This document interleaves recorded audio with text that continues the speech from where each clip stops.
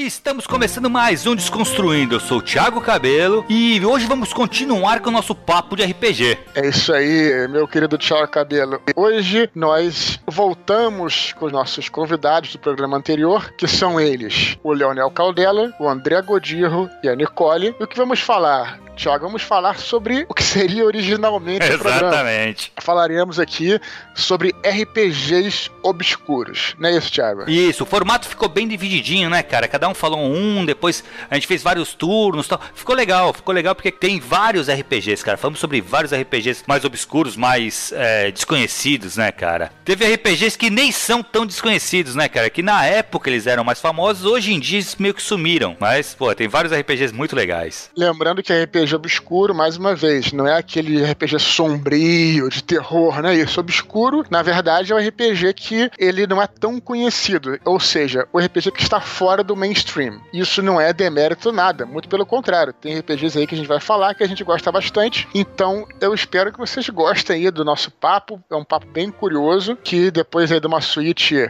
que fizemos com o Didi Braguinha, que foi um sucesso fenomenal, né, Thiago? Sucesso, cara, um sucesso. Mó galera comentando. É isso aí, cara. É maneiro, é maneiro. Dudu, e tem algum recadinho, cara? Assim, antes de começarmos o programa, galera, só dando o último recado aqui, já emendando aí na nossa abertura, lembrar vocês dos meus eventos, né, Thiago? Então, sim. Lembrando aqui que no dia 11 de agosto, estamos em 2017, você que está escutando no futuro distante, você que encontrou lá o MP3 no meio depois da guerra nuclear, assim, tipo, esquece, já foi. Tá? Já passou, né? Já passou. Então, em 2017 aqui, dia 11 de agosto, próximo 11 de agosto, sexta-feira, eu vou estar em Jaraguá do Sul, Thiago, para uma 11ª Feira do Livro de Jaraguá do Sul, que é em Santa Catarina. Vai ser numa sexta-feira, 7 da noite, bate-papo, autógrafos, tudo. Em seguida, Thiago, olha só, a partir do dia 21, isso tá tudo na agenda do meu blog, tá, gente? Dia 21 de agosto, vou começar aquela viagem literária que falei pra você, começando por Franca, no dia 21, Salles Oliveira, 22, Mococa, dia 23, Vargem Grande do Sul, dia 24, e Santa Cruz das Palmeiras, também 24. Mas tem um evento que eu não falei aqui, Thiago, que é o seguinte: Bienal do Livro, já acertamos o esquema. Preste atenção, galera. Bienal do Livro, estaremos lá no último dia da Bienal, vai ser o dia 10 de setembro de 2017, estaremos lá às 3 da tarde e vou fazer um painel, olha que bacana, Thiago, painel com meu amigo querido André Bianco. Ah, que legal. Tá? E a mediação vai ser do Afonso Solano, que aliás ele é o curador da área geek da Bienal, então faremos um painel muito maneiro sobre criação de mundos, literatura fantástica, vocês não podem perder. E logo depois, isso vai ser 3 horas da tarde, 4 horas da tarde, autógrafos para quem quiser. Agora faremos todos os livros, então já save the date. Bienal é dia 10 de setembro de 2017, às 3 horas da tarde, 15 horas, no Rio Centro, aqui do Rio de Janeiro. Então fica aí os próximos eventos até setembro. Se você está enrolado, vai lá no filosofianerd.com.br e clica na abinha Agenda, ou então no facebook.com.br/EduardoSpor/eventos. Tá tudo pronto lá. Beleza? Que legal. Fechou? Beleza, vamos pros RPGs obscuros então, cara. Vamos lá, que a galera tá louca pra escutar.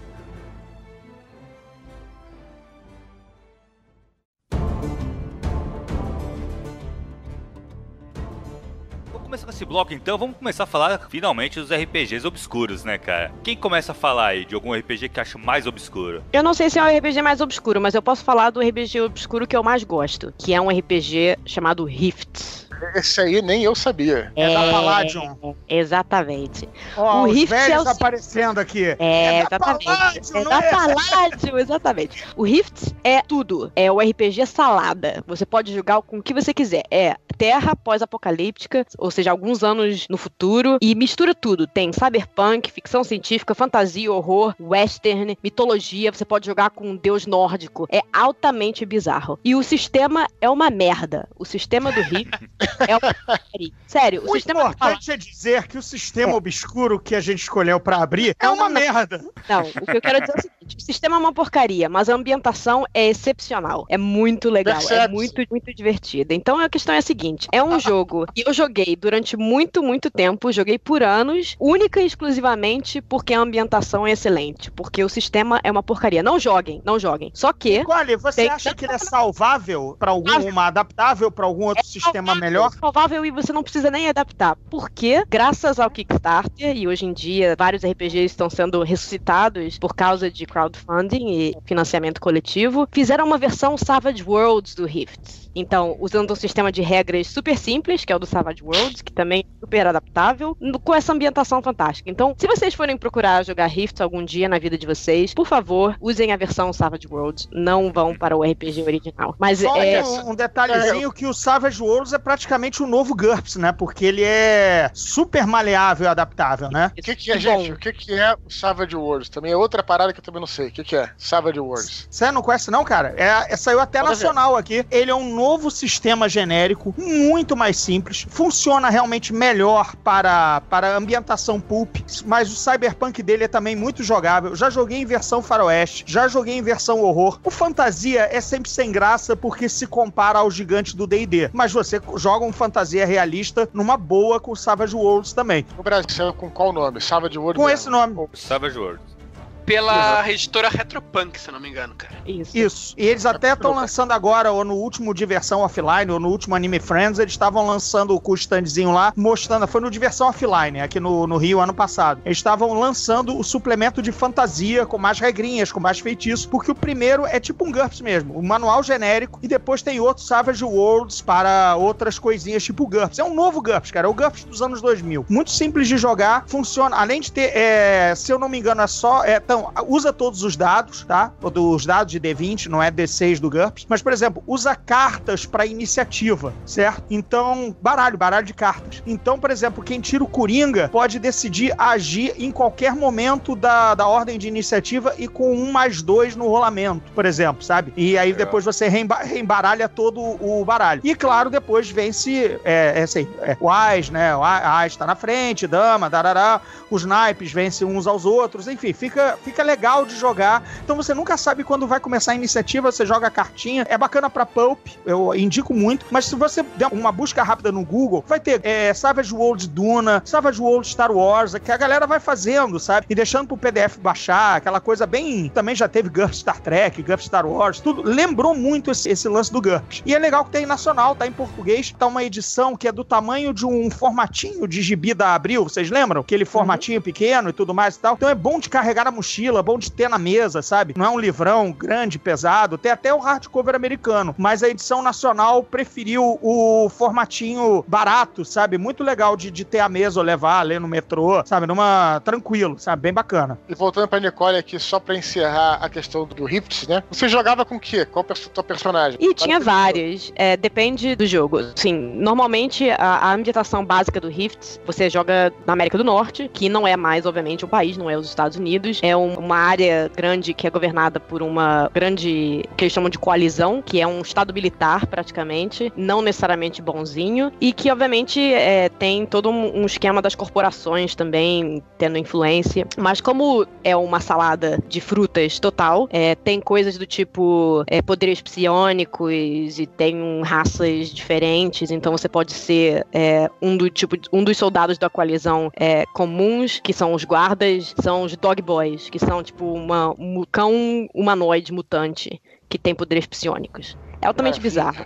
É totalmente bizarro, mas é bem legal, bem interessante. Tem uma raça de atlanteanos que faz magia usando tatuagens mágicas. Então eles tocam na tatuagem e tem um efeito mágico. É bem bizarro, mas é muito, muito interessante. Tá parecendo quase o Aquaman do novo Liga da Justiça, né? Que antes tava cheio de tatuagem, né? O Aquaman do Jason Momoa, né? Exatamente, que é o Aquaman maneiro, que é um Aquaman que intimida, né? Não é aquele Aquaman que é lourinho, com aquela roupa verde e laranja e que se comunica telepaticamente com bichinhos só. E tu, Leonel? Manda um, Leonel. Qual que tu acha? Cara, mais obscuro. Pra falar, assim, dos meus preferidos, já que a gente vai ter que selecionar um pouco, eu podia falar de dois, cara. Selecionar não, pode ficar a noite inteira falando aí, malandro. Não tem beleza, não. Então eu vou falar de todos. Então, pra começar, cara, eu acho que eu vou falar de Dragonlance Fifth Age, que é um RPG que não deu muito certo, mas eu vou dizer, cara, que é o meu sistema preferido. Sistema Tem umas Saga. cartinhas, não tem? E das cartinhas, exatamente, sistema É uma saga. Só tem que antes, Leonel, entrar no contexto e dizer o seguinte, que essa época aí, que saiu o Dragon Lance Fifth Age, foi a época do boom dos card games. E muitos RPGs passaram a usar cartas em substituir instrução ao dado, né? E foi o caso do Fifth Age. Exatamente, cara. Na verdade, quando surgiu o Fifth Age, tinha dois fenômenos. O primeiro era os card games, e o segundo era justamente o boom dos jogos mais interpretativos, que era o Fifth Age surgiu quando o Vampire, o Mundo das Trevas, estava no auge. Então todo mundo achava que o futuro do RPG era puramente o teatro, e cada vez mais ia se dar as costas para as regras, que não aconteceu, né? Então, mas dessas costas é tomar um Sneak Attack, né? Com vantagem. Mas assim, a TSR, na época ainda existia, que era a editora do D&D, resolveu pegar um dos mundos de D&D, que era Dragonlance, e migrar, em vez de fazer a próxima edição em D&D, fazer nesse sistema próprio. E cara, o sistema era muito divertido, porque como vocês falaram, ele não tinha dados, ele tinha cartas, só que não era um baralho normal, era um baralho feito pro jogo, com figuras de Dragonlance, e cada carta tinha muitas informações, cara. Então, cada carta era um personagem que tinha um traço de personalidade, que tinha um número e tinha um naipe, e cada uma dessas coisas funcionava de uma maneira diferente no jogo. E o mais interessante é que tu construía o teu personagem através das cartas. Então, por exemplo, tu quer, sei lá, digamos que tu quer fazer um paladino. Tu vai precisar, nas tuas cartas, pegar uma natureza e um comportamento que se encaixem com um paladino. Então, às vezes, a tua interpretação era direcionada por causa das cartas, sabe? Tirava um pouco de controle, mas ao mesmo tempo te permitia jogar com umas coisas um pouco mais diferentes. E na hora do jogo mesmo, tu não ficava simplesmente preso às rolagens. Até tinha uma propaganda na época, assim, que saía na Dragon Magazine, que era um D20 gigante com que o resultado 1, que era assim, ideia ótima, rolada ruim. Então, good idea, bad roll. Né? Então o Fifth Age não tinha isso. Tu tinha uma mão de cartas na tua mão e tu podia jogar as cartas mais altas para as ações que tu achava mais importantes. Tu pensava a tua estratégia de acordo com as cartas que tu tinha, e era muito legal, cara. Como as cartas eram com personagem, cada um com um personagem de Dragonlance, elas te jogavam completamente no mundo. Porque, por exemplo, digamos que tu fosse um mago e tu ia jogar a carta mais alta de magia, tu não tava simplesmente jogando uma carta com número, tu tava jogando a carta do Heistling. Então isso, cara, já te colocava dentro do mundo de Dragonlance, cara. Em situações específicas, com a permissão do mestre, tu até podia descartar completamente os números das cartas e jogar, assim, deixar que a figura da carta decidisse o resultado. Então, sei lá, por exemplo, tu quer fazer um ataque num dragão. Pelo número, tu nunca vai acertar. Mas tu tem a carta do Stormbright Blade, que é o grande cavaleiro, né, de Dragonlance. De repente, o mestre te permite, pela interação da figura com a cena, o mestre te permite acertar aquele ataque. Então, assim, é um RPG que prima muito pela interpretação, pelo contar histórias em conjunto mesmo, e por te colocar bem dentro daquele universo, cara. Foi um fracasso em termos de venda. O pessoal não curtiu. Eu investi, eu comprei todos. Ah, eu não comprei tudo porque na época eu não conseguia. Tipo, não tinha grana, assim, mas eu xeroquei tudo. Uhum. E eu roubei uma caixa de um amigo meu, inclusive. Ô, Dirro, RPG mais obscuro que você já jogou? O mais obscuro mesmo é o Stormbringer da Chaosium, né? D100, não tem, te ambienta bastante no mundo do Elric, mas o problema desse tipo de RPG que vem de um franchise, de uma marca muito famosa, né, é fazer sentido os seus personagens existirem, né, porque eles são sempre meio coadjuvantes, tipo jogar One Ring ou jogar no mundo do Tolkien. Sim. Porque, cara, a maior história já foi contada, o maior feito são daqueles heróis, entendeu? Você sempre acha que em inglês tem a expressão second fiddle, sabe? Quer dizer, você só tá ali de coadjuvante e não faz muita coisa importante, entendeu? Tanto é, no mundo do Elric, foi mal spoiler, ele é destruído pelo próprio Elric, quando toca a trompa do destino, quando chama os Lordes do Caos, quer dizer, o mundo ainda vai acabar por conta do protagonista, né? Diferente até do Senhor dos Anéis e tal, ou seja, também, então você não tem muito o que fazer ali, mas você visita os Jovens Reinos, pode fazer um Melniboniano que nem o Elric, sabe? Pode tentar fazer um mercador.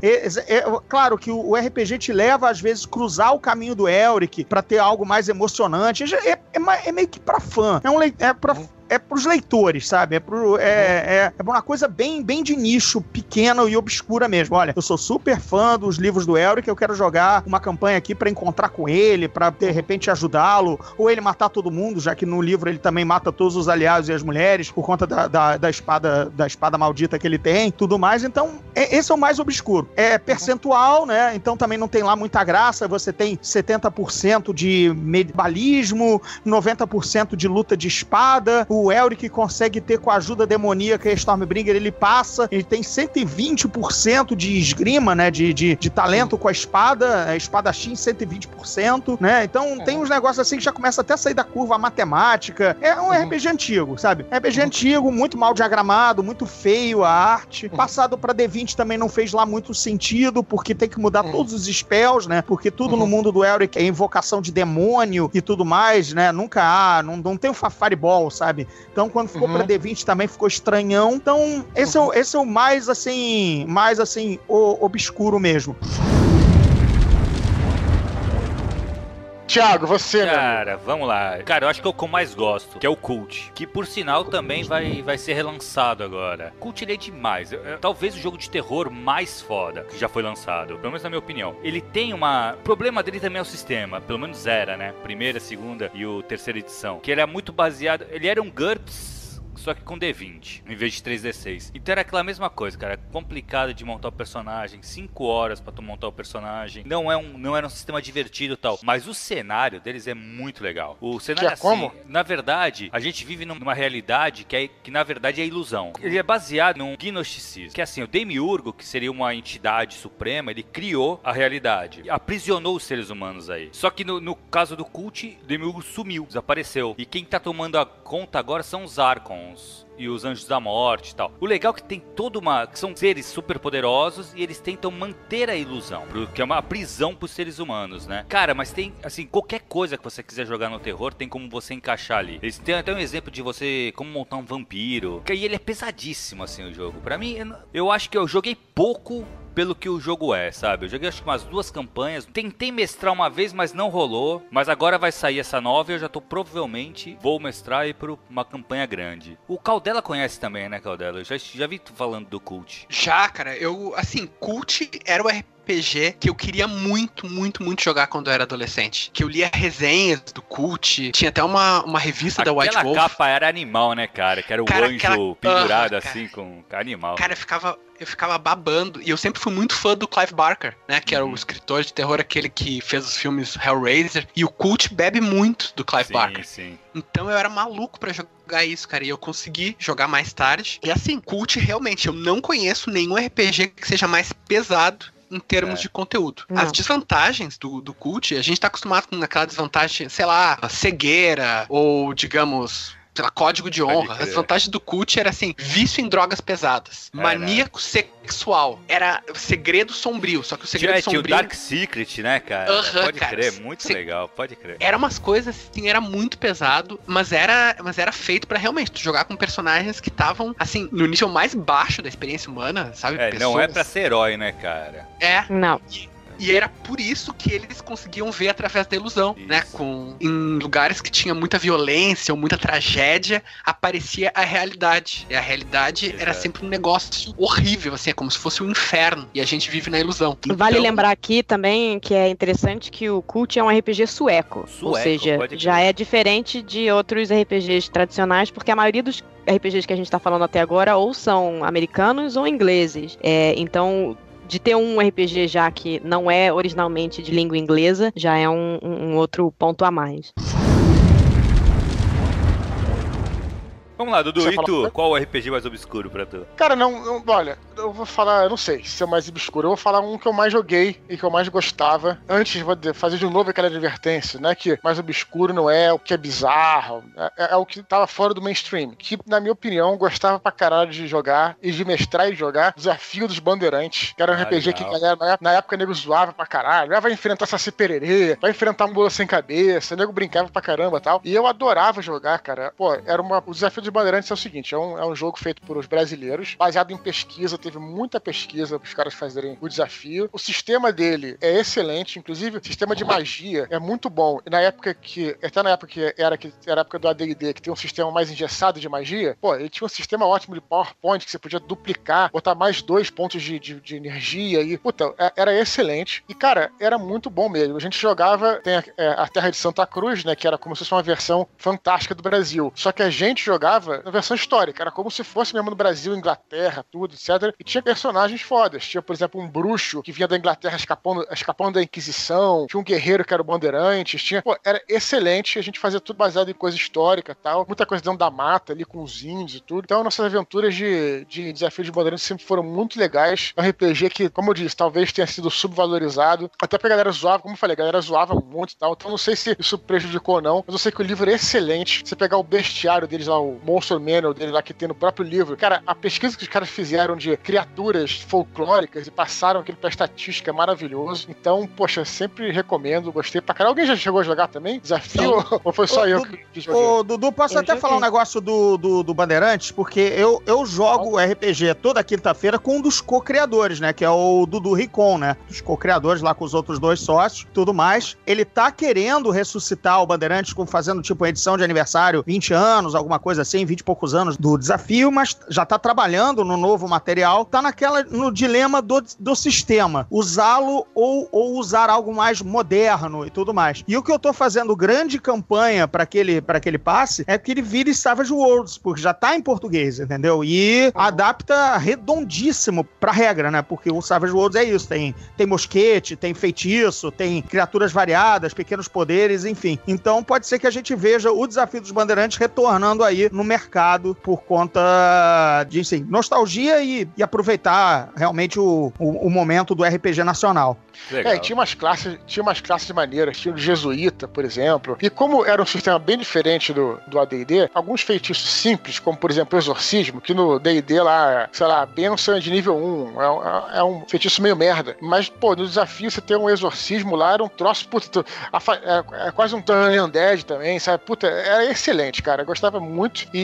Bom, eu não sei como é que é o Savage Worlds, mas eu gostava muito do sistema original, que na época, pelo menos era, não sei como é que hoje, talvez tenha que modernizar e tal. Então fico aí na minha rodada com o Desafio dos Bandeirantes, que eu adorava. Espero que o Gordinho, inclusive, passe esse podcast pro Eduardo Rincon pra que ele escute isso aí. Ah, não, eu vou colocar ele pra ouvir e depois cobrar pelo menos umas cervejas, né? Falei o nome dele ao vivo, falei do produto, né? Vamos monetizar, né? Ou pelo menos bebericar em cima, né?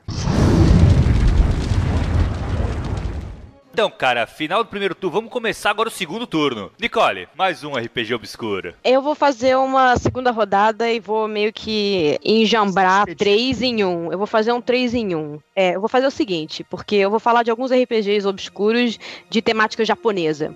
Porque tive a sorte de ir ao Japão algumas vezes, adoro o país, e eu acho a cultura japonesa fantástica em certos aspectos. Claro, tem coisa ruim também, mas tem muita coisa boa. E culturalmente eles têm uma cultura muito interessante. E claro, tem os RPGs de temática japonesa que todo mundo conhece, Lenda dos Cinco Anéis, que tá em português também, que é bem mainstream até certo ponto. Mas tem vários RPGs de temática japonesa que eu acho que pouquíssima gente conhece. Um dos primeiros, que foi traduzido pro inglês, feito no Japão mesmo e traduzido pro inglês, é um RPG chamado Maid. Maid de empregada. Você, Nicole, eu tô me sentindo muito mal hoje aqui, porque eu fiz uma pauta, cara, eu pesquisei um monte de RPG obscuro. Ela traz os que são mais obscuros dos obscuros, cara. Mas vai lá. Detalhe, são RPGs obscuros, mas só RPGs que eu tenho, tá? Eu só tô falando de RPG que eu tenho. Não tô falando nada obscuro que eu pesquisei na internet. São RPGs que eu tenho livro na mão, que eu já li, que eu posso falar a respeito. E o maid, em inglês, é a palavra pra empregada, é exatamente isso. Você é uma empregada, tá? Não, peraí.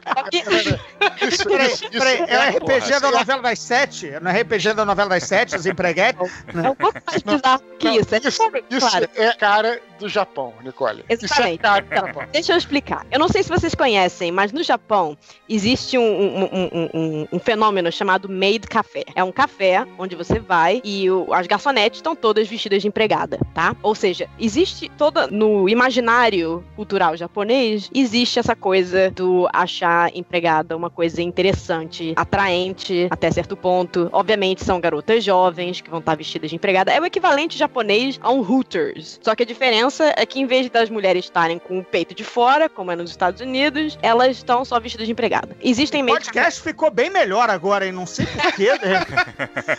De repente ficou mais animado, mais interessante. Prossiga, por favor, Nicole. Então, o RPG tem uma temática de anime, só que você não joga com uma empregada que é só uma empregada. Você joga com uma empregada que trabalha para uma família, só que, por exemplo, você pode ser uma empregada que é, na verdade, uma bruxa e o seu empregador é um cara que foi amaldiçoado e é um lobisomem, por exemplo. É anime.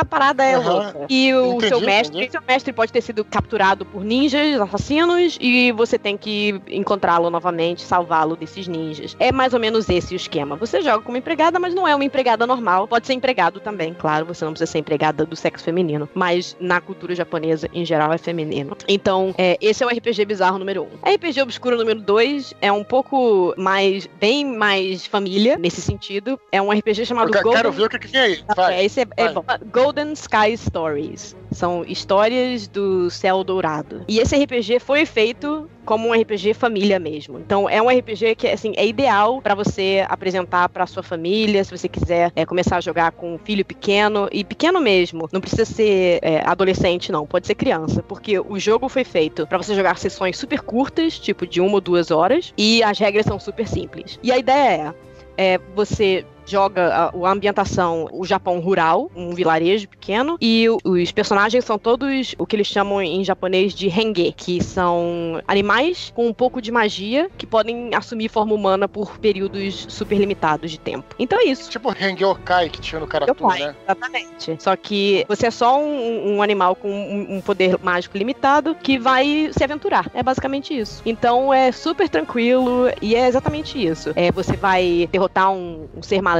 que está ameaçando a sua vila, ou você vai procurar um tesouro. É super light. Esse é quase o oposto do cult. Diametricamente oposto ao cult. E o terceiro, que você falou, eu espero que não venha com a história de gatinho. RPG que tu faz gatinho, porque isso é bem coisa do Japão também, né, cara? Mas não necessariamente. O terceiro que eu vou falar é um que chama Ryutama. Ryutama, em japonês, significa o ovo do dragão. E a ideia disso é porque os personagens do jogo são basicamente, eles chamam o RPG de fantasia natural, ou seja, natural fantasy. Como se fosse RPG de fantasia medieval, só que todo mundo quer em algum momento da sua vida, você sente essa necessidade absurda de se aventurar. O que acontece depois disso esse RPG foi criado basicamente inspirado nos filmes do estúdio Ghibli e do Hayao Miyazaki. Então, se vocês já viram alguma animação japonesa do Miyazaki, seja a Viagem de Chihiro, o Castelo de Hao, eu não sei como é que traduziram em português, o Gordinho pode ajudar aí nos filmes do estúdio Ghibli em português, mas tem Kiki, que é aquela bruxinha que faz o serviço de entregas, tem várias histórias super interessantes, aqui, de novo, tudo família, super light, e é mais ou menos a temática, chama o Ovo do Dragão, né, o Ryutama, porque as histórias são registradas por um povo que é meio um povo dragão, que se chama os Ryujin, e os Ryujin eles usam essas histórias que eles escrevem, que são os registros das aventuras das pessoas, como alimento para fortalecer os dragões verdade. Então, as histórias, as aventuras que o seu personagem e os personagens do resto do pessoal do seu grupo fazem, vão alimentar os dragões. Então, é bem legal nesse sentido. E é isso. São RPGs bizarros que eu tenho e que eu gosto. Tem grupo pra jogar com isso? É difícil, mas eu dou sorte que eu tenho... Primeiro, eu tenho um grupo aqui que é bem aberto a coisas bizarras, felizmente. Então, a gente, mesmo que seja one shot, só pra testar o sistema, eles são bem abertos. E agora, hoje em dia, com coisas como o Roll20 e outras plataformas virtuais de jogo, a coisa mais simples do mundo é você entrar num fórum. Aqui na Inglaterra tem um fórum enorme, chama o EN World, que é um site bem famoso de RPG, que é baseado aqui. Você pode ir lá e falar, eu tô começando uma aventura disso, alguém se empolga? Sempre vai ter um maluco que se empolga. Leonel, segunda rodada, cara. Cara, pro meu segundo RPG obscuro, assim, na primeira eu escolhi um RPG que eu mestrei 2 campanhas, uma de 6 anos, outra de 5 anos. E pra segunda rodada eu escolhi um que é impossível de tu jogar, cara. É um RPG completamente impossível de tu mestrar. Eu tentei, mas, sabe, nunca dá muito certo, que é o Hall. H-O-L, é isso. H-O-L. Hall, eu acho que é o RPG mais bizarro que eu já conheci. Eu não conhecia esses que a Nicole citou, só conhecia o Made mesmo. Mas, assim, dos que eu tenho, o Hall com certeza é o mais bizarro. Hall é o seguinte, cara. É uma sigla, significa Human Occupied Landfill, que é tipo o lixão ocupado por humanos. E ele é um RPG de humor negro, de ficção científica. Então, o que acontece? A galáxia é dominada por uma igreja super opressora e tem um imperador, umas coisas meio genéricas assim. Mas isso não interessa. O que interessa é que existe um planeta na galáxia que é o lixão, que é pra lá que vai todo o lixo material e todas as pessoas indesejáveis. E o teu personagem é alguém que foi considerado indesejável e foi jogado em Hall, nesse planeta, né? E ele vai ficar lá pelo resto da vida, que provavelmente vai ser curta, porque em Hall absolutamente tudo quer te matar. Essa é uma das regras fundamentais do jogo. E assim, cara, o Hall, ele assim, descrevendo, ele parece meio genérico, mas o Hall, ele é uma grande paródia dos RPGs, de clichês de ficção científica, de quadrinhos, e sabe, da cultura pop em geral, cara. O livro, ele é todo escrito à mão, então tu simplesmente, cara, tu lê o livro, já é uma experiência por si só, porque os autores, eles vão escrevendo em caneta preta. Quando eles erram, eles rasuram e continuam escrevendo mais tarde. Eles têm uma página que eles estavam escrevendo dentro de um café, e eles pediram pra a garçonete do café assinar a página. Então eles fizeram um quadro, desenharam à mão um quadro e fizeram a mulher assinar. As ilustrações são todas feitas por eles, assim, nas margens do livro. Então, assim, cara, simplesmente ler o Hall já é uma experiência, já vale por si só. Mas, Leonel, esse Hall, ele era daquela editora Black Dog, não é isso? Ele foi feito originalmente por um estúdio próprio, né? E que eu honestamente não lembro qual foi o nome do estúdio. E depois ele foi comprado pela White Wolf, que publicou sob o selo Black Dog. Porque Black Dog era o selo que a White Wolf fazia usava pra RPGs que eram pesados demais. Pesados ou alternativos, Leonel? Pesado seria, né? Pesados. Temáticas mais adultas. Por exemplo, o que saiu pela Black Dog foi o Montreal by Night pra Vampire, que era acho que um dos livros mais pesados de Vampire. Tinha uma ilustração clássica, que era uma mulher com um strap-on pingando sangue, assim, tipo, era nesse nível. Opa! Aí não, peraí. Cara. Vamos voltar para as empregadas, as empregadas taradas do Japão, sem pensar no strap-on com sangue, por favor.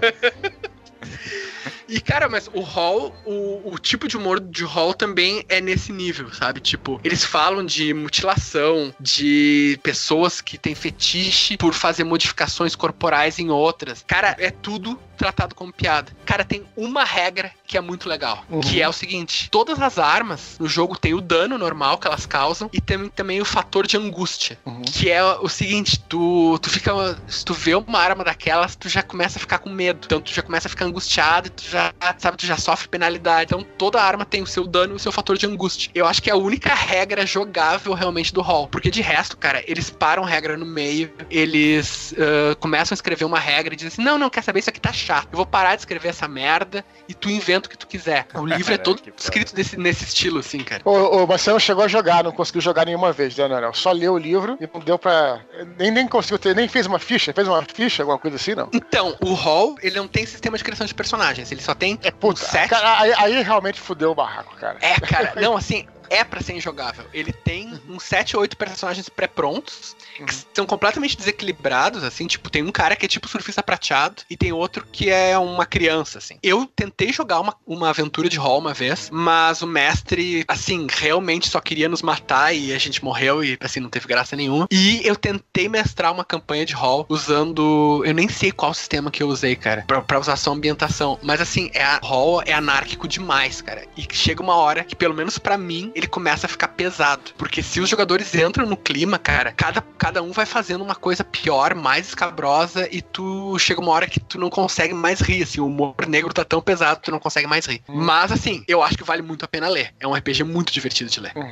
Como o Wraith que a gente fala, né? Que o RPG que é difícil de jogar, porque é pesado e tal, mas sem dúvida. Tem muitos RPGs que a gente compra pra ler, não joga e não acha isso uma coisa ruim. É uma coisa que nos dá até inspiração, até pra quem cria, é escritor e tal. É muito bom mesmo. Lembra quando na nossa palestra, pois é, Eduardo, lembra na nossa palestra que eu citei aquele artigo do The Guardian, de um jornalista que não tinha mais tempo pra jogar RPG, nem grupo, mas ele continuava comprando manuais apenas pra ver ambientação, background, né? Ele curtia essa parte do RPG, que ele achava tão divertido quanto ler um livro mesmo, um livro tradicional, com uma história e tudo mais, porque ele de repente, cara, às vezes os mundos são muito bacanas, mas tem que ter uma história meio banal pra dar sustento pro livro, entendeu? E o cara disse, não, o manual de RPG é só imaginação, é só mundo, é só criação de mundo. Não tem que ter história de jornada do herói, ou não tem que ter um grupinho disso, ou um romance. Não, é só pra quem gosta de criação de mundo. Melhor coisa pra ler é manual de RPG.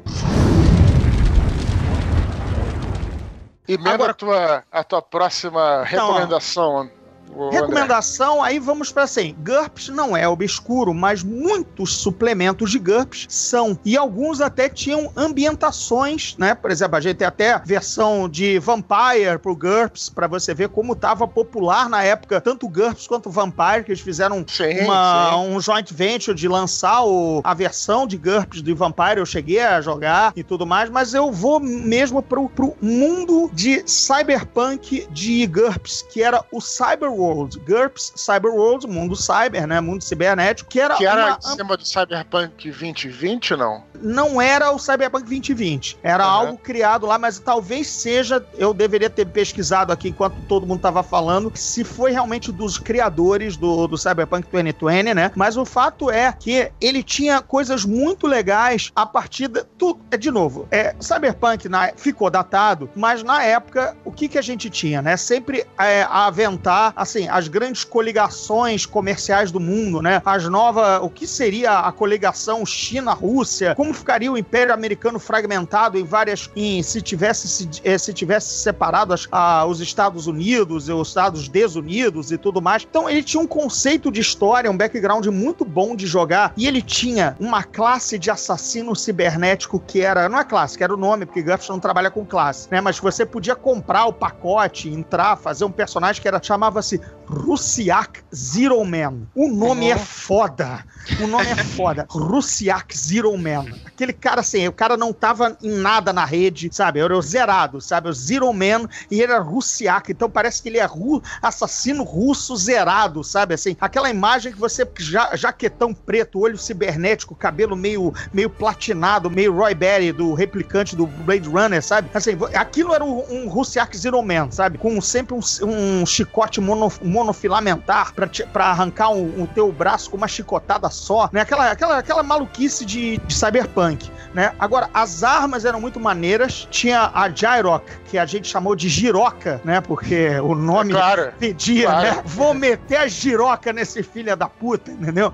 Então, tinha a Gyrok, que era uma pequena pistola que disparava pequenos mísseis balísticos, sabe? Assim, lembra a arma do Robocop? Lembra quando eles pegam aquele riflezão que detona o Robocop, detona carro, né? Aquela grande arma que eles roubam. Aquilo era uma giroca grande. Aquilo era a giroca formato rifle. Mas ela tinha a versão pistola. Era girocona, exatamente, cara. Então, enfim, aí um grupo gaiato, né? Jogando com determinadas pessoas com humor mais de 12 anos, né? Aquilo descambava. Agora, o universo era uma das melhores ambientações cyberpunks que eu já vi. A nível de Snow Crash, a nível de William Gibson, sabe? Da Neil Stephenson, né? Dá pra ler, aí a gente entrou aquele gancho que a gente conversou, né, Eduardo? Dá pra ler esse manual como um grande livro cyberpunk sem precisar jogar, porque o mundo é muito bacana, sabe? Como as corporações se fundiram, quais são as que estão no comando, como ficou o cenário geopolítico, e tudo com um pouquinho daquela inocência de, sei lá, 96, sabe? Com 10 anos mais ou menos, 94, 96, mais ou menos com 10 anos do movimento cyberpunk, mas a gente ainda não tinha virado os 2000, não estávamos com a internet que a gente tem hoje, não estávamos nem com isso, então ainda tem pequenos sabores, sabe? De nostalgia, inocência e, claro, bebia bastante do GURPS Cyberpunk, mas o GURPS Cyberpunk eram as regras pra você jogar Cyberpunk. O Cyberworld colocava era um mundo oficial de Cyberpunk do GURPS, mas é bem obscuro porque, cara, isso era daquelas coisas que, assim, eu vi um manual na Gibimania, a gente comprou, e aí depois xerocou pra todo mundo também poder consultar, porque só dava pra ter um, não era, mas vocês xerocaram de maldade? Não, cara, só tinha um, entendeu? A Amazon ia entregar o próximo dali a 6 meses, entendeu? Então, foi assim como a gente se virou na época, que a Amazon também, na época você pedia qualquer coisa pra entregar no shipping mais lento, pra pagar menos, né? Mas o mais lento era 3 meses e meio, né? Pra chegar. É isso aí.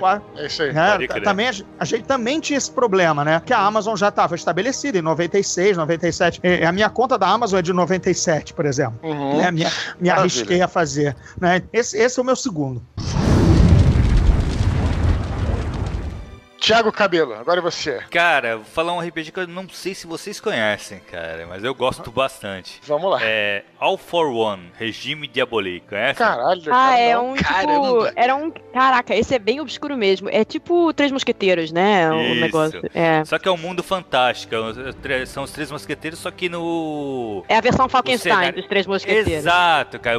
Ele mistura um pouco de terror e tem muita fantasia. Cara, o sistema eu não achei muito bom. Principalmente como ele é um sistema, já que é Três Mosqueteiros, é pra ter muita ação, muito combate e tal. E o sistema de combate não é tão legal. Mas o cenário, o universo é muito, muito, muito legal, cara. Como é que é? Conta pra gente, cara. Como é que então, é o cenário? Você joga com o mosqueteiro. Joga na companhia dos mosqueteiros, né? Ele é bem baseado na obra do Dumas, né? Ele tem muita coisa, referência ao Dumas. O grande inimigo da parada é o Richelieu. Claro. Que tem que ser, né? Claro. Só que assim, tem toda uma intriga envolvendo o Richelieu, na verdade, ele é um demônio. É muito foda, cara. E assim, tem magia, então você pode ser um mosqueteiro que lança magia, sabe? Não é uma coisa bem... Não é encarado de maneira natural, porque a igreja é muito forte, né? E ela é contra a magia. Mas, cara, é muito legal, porque mistura duas coisas que eu gosto bastante, que é o terror, e eu sou apaixonado pela obra do Dumas, né, cara? Então, porra, os Três Mosqueteiros eu acho muito foda. Sempre gostei bastante. E quando eu vi esse sistema, eu tava rolando o Seventh Sea na época. Faz sentido. Seventh Sea, pra quem não conhece, que é um RPG que é de pirataria e mosqueteiros, estilo filme, né? Mesma época, bem cinematográfico, exato. né? Bem cinematográfico, exato. Na verdade, vai ser relançado agora, né? Também acho que já saiu. Vai sair tem no Brasil, né? Também. Acho que tem no Brasil, eles chamam de sétimo bar, né? Sétimo bar. Acabaram de fazer financiamento coletivo pra ele no Brasil a segunda edição do Seventh Sea, em inglês, foi financiada, foi inclusive o RPG mais bem sucedido do Kickstarter. Foi absurdo, né, cara? De sempre. Foi assim, tipo, muitos milhões de dólares eles conseguiram angariar. O Seventh Sea, só completando, o Seventh Sea é legal porque parece que tem uma regra que você é tipo um herói cinematográfico. Exato. Então os capangas nunca conseguem te matar, né? Só se for um vilão. Tem que ser vilão. Tem que ser uma coisa, né? Você, capanga nunca consegue, né? Mas tu mata os capanga na vazada. Tu mata 3-4 de uma vez. Essa regra, já que você tava curioso sobre Savage Worlds, tem no Savage Worlds. Porque como é super pulp, enfim, cliffhangers, né? Os capangas, cara, eles têm um HP, ou um dadozinho, uma besteira lá, né? Porque é assim, ou seja, um tiro é que nem no filme, um tiro do Rambo, o cara caiu, entendeu? Um tiro do John McClane, o cara até cai. Agora, o vilão, ele é um astro. Na verdade, o Savage Worlds trabalha tudo como se fosse um filme estrelado por vocês, não importa se seja faroeste, ou cyberpunk, ou qualquer coisa. Então, o vilão é o único que também tem mais HP, tem mais o villain point lá, sabe? Ele se beneficia de uma carta. É bacana. Esse mesmo conceito. Maneiro. O orczinho, mesma coisa, se você jogar também fantasia, né? O orc cai com uma espadada. O Uruk-hai lá, líder, vai pegar o Aragorn pelo pescoço, vai pegar teu personagem pelo pescoço e o pau vai comer, né? Mesma ideia. Isso é sempre bacana no RPG, que abraça essa coisa cinematográfica, né? E o legal é que ele mistura duas coisas, que é o terror com essa época. Eu gosto muito dessa época, o século XV, XVI ali, que com capa-espada, muita aventura. A única coisa que realmente o sistema do Seventh Sea é mais legal. Só que a ambientação do regime diabólico do All for One é muito foda. Muito foda mesmo, vale a pena. Nem que seja só pra ler, que nem a gente tava falando, vale a pena porque a ambientação ficou muito, muito bem bolada, cara. E tu, Dudu? Segunda rodada. Vamos lá. Segunda rodada aqui, meus amigos. Vou escolher um RPG que vocês devem ter ouvido falar, mas eu sei que poucos jogaram. Eu também joguei pouco, joguei algumas vezes e gostei pra cacete, que é o Top Secret. né? Top Secret, pra mim, é o top de RPGs de espionagem. Como eu tô dizendo, é um RPG dos anos 80, e como a gente falou no começo do programa, nos anos 80 você tinha vários RPGs. Hoje tem mais essa coisa do RPG mais genérico e tal, próprio. E o que não é ruim, na verdade é bom, né? Tá falando muito Savage Worlds, que pode usar em várias ambientações diferentes. Mas nos anos 80 tinha isso, que você tinha as regras muito direcionadas para um tipo de ambientação. E assim era o Top Secret. Top Secret, se você for pegar a regra do Top Secret e usar em fantasia, não vai dar certo. Mas se for usar pra espionagem, se for usar pra guerra, se for usar pra coisa tipo, né, Guerra Fria e tal, puta, é um RPG fabuloso. Bom, você podia jogar como a gente jogava, que era cenário histórico, né, Estados Unidos contra a União Soviética, ou tinha o mundo deles lá que tinha duas organizações de agentes secretos, que era a Orion, que era a organização boa, né, digamos assim, e a Web, que era uma organização maligna. Mas o que era barato do Top Secret eram as regras que estavam muito de acordo com... Você jogava D100, né? É o sistema baseado no D100. Então, o que importa ali é você tirar, sei lá, você tinha 70% de tiro, digamos assim, de reflexo e tal. Você tinha que jogar abaixo de 70, né? Como é normal. Só que, digamos que eu rolasse 60, já passei e tal, etc. E agora, a unidade que eu rolava, né? Tipo assim, se eu rolasse 61, 62, 63, de 1 a 10, a unidade indicava em qual parte do corpo pegava o seu tiro. Então era maneiro, porque você acertava e no próprio D100, na unidade, claro, não na dezena, você já sabia. Então, porra, você às vezes, a cabeça, por exemplo, não era hit point, eram uns quadradinhos. A cabeça tinha 4 quadradinhos. Aí, sei lá, o braço tinha mais, o peito tinha mais e tal. Então, se você desse um tiro no braço, por exemplo, e completasse esses 4, aí você jogava o dano, né? Tinha um dano, um D6, 2D6 e tal. Se você completasse os 4 quadrados, teu braço ficava inutilizável, você não conseguia mexer. Se fosse na cabeça, tu matava. Se fosse na barriga, entendeu? Então, isso era muito, muito foda. Tinha mesmo sistema pra carro, sistema de perseguição. Tem um filme que vocês devem ter visto, Ronin. Melhor perseguição de carro de cinema. Cara, aquele filme é exata. Quando a gente viu aquele filme, cara, exatamente. Inclusive tem a parada. Você lembra que tem um cara aqui, não sei se vão lembrar desse detalhe do filme, enfim, ele esbarra numa caneca, a caneca cai. E o cara pega a caneca assim no ar. É o truque que o Robert De Niro faz com o Sean Bean, lembra? Eu acho que é isso, Pra desmoralizar o Sean Bean, ele coloca uma armadilha com a canequinha, né? É isso mesmo, cara. Mas tem um outro, não sei se é com o Chambini, que é o cara pega a caneca no ar. E aí, isso. É o que acontece. É isso aí, tem um atributo no Top Secret, que é reflexo. Que era isso, o cara responder rápido e tal. Então parece que aquele filme, cara, foi feito sobre as regras do Top Secret. É um jogo foda. Tinha um personagem, Lee Gary. Era um personagem também que, morreu, cara. Nego fugindo da fortaleza. Tinha uma fortaleza lá, de helicóptero, cara. Os caras dando tiro nele e tal. Muito foda. Cara, muito, muito maneiro mesmo. Então Top Secret aí é um RPG que não é mais publicado, não tem como encontrar, mas fica como minha segunda rodada aí, que me diverti pra caralho. Joguei poucas vezes, me diverti muito, muito mesmo jogando Top Secret. Cara, nessa terceira rodada, pra não se alongar muito mais, vamos fazer assim, vai falando, cara, alguns RPGs que você acha que deve mencionar, beleza? Coisa rápida, só pra gente poder citar o mais títulos possível, beleza? Beleza. Então vamos lá, Nicole, você. Eu vou mencionar alguns que eu joguei porque eu acho que são legais. Minha primeira menção honrosa é Amber. Amber foi um RPG que foi bem conhecido na época porque foi o primeiro RPG que não usava dado. E diferente de outros que usam cartas, etc., ele não usa nenhum outro sistema alternativo pra resolução de conflitos.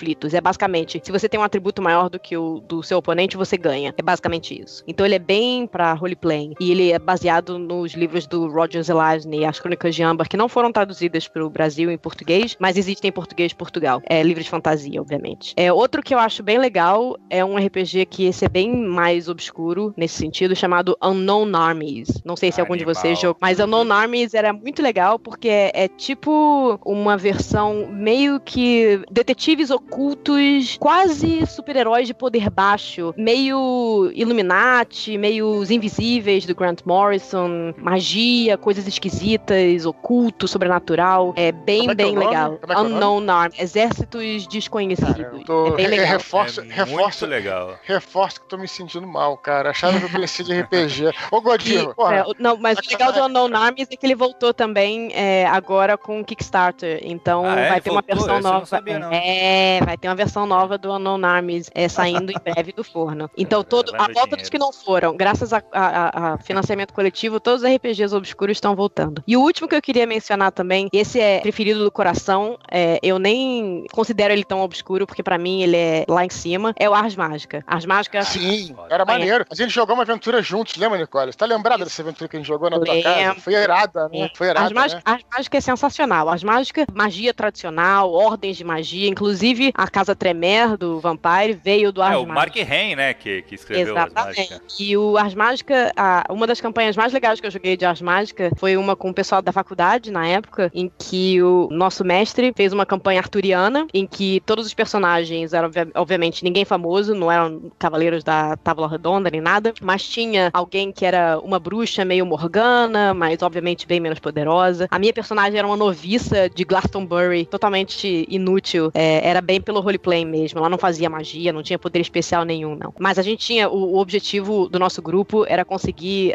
lágrimas do dragão, porque o Rei Arthur tava morrendo e era a única maneira que a gente podia salvá-lo. Eram as lágrimas do dragão. O legal do Ars Mágica, assim, ele fez bastante sucesso aí nos anos 90, porque como eu disse, ainda era a época do AD&D, né? Advanced Dungeons and Dragons. Então, o AD&D segunda edição, ele tinha um sistema de magia que era muito engessado, né? Que agora, inclusive, na quinta edição, os caras conseguiram, deixar a mesma coisa e mudar. Os caras mandaram bem pra caramba. Na época, o sistema do AD&D era muito engessado. Então, você via, por exemplo, um livro como Ars Mágica, com um sistema de magia, que você podia fazer ritual, que você, os nomes das magias...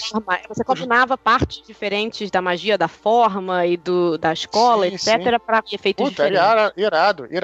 E sem falar que o teu personagem também podia, dependendo se você tinha seguidores, né? Se era um mago que você podia... Não tinha uma parada dessa? Que você tinha lá os seus followers lá e tal. Era diferente, é muito maneiro, cara. Era realmente maneiro. A gente jogou uma aventura aí que se passava num calabouço, eu e a Nicole, a gente passou a noite inteira jogando com um camarada nosso que mestrou lá. Foi bem maneiro, cara. Eu tinha meio que um fighter mage lá que jogava raio pelas mãos. Era maneiro, eu gostei pra caralho, cara. Era bem legal. Por enquanto só. Leonel, Unleash Hell. Se você puder falar aí, manda ver, cara. Cara, nossa, é muita coisa. Eu não podia sair daqui sem falar de um dos meus RPGs favoritos, que é Pendragon. Claro, foi até o gancho, né, do Era Arturiana e do Ars Mágica, né? Exatamente. Exatamente. Pendragon é um RPG todo feito sobre lenda arturiana. O autor, que é o Greg Stafford, é realmente um estudioso de Era Arturiana. O cara é um acadêmico mesmo. O Pendragon, ele é todo feito pra tu jogar durante a Era de Camelot, né? E eu acho assim, o sistema é muito bom, apesar de ser um sistema mais antigo, dos anos 80, né? Ele é muito bom e ele tem uma peculiaridade que é o seguinte, tu não tem um sistema, por exemplo, de tendência, que nem tem em D&D, ou de natureza e comportamento. Tu tem virtudes e pecados. Essas virtudes e pecados se balançam, se equilibram no teu personagem. E tu tem uma lista grande, se não me engano, são tipo 20 virtudes e pecados. E tu tem...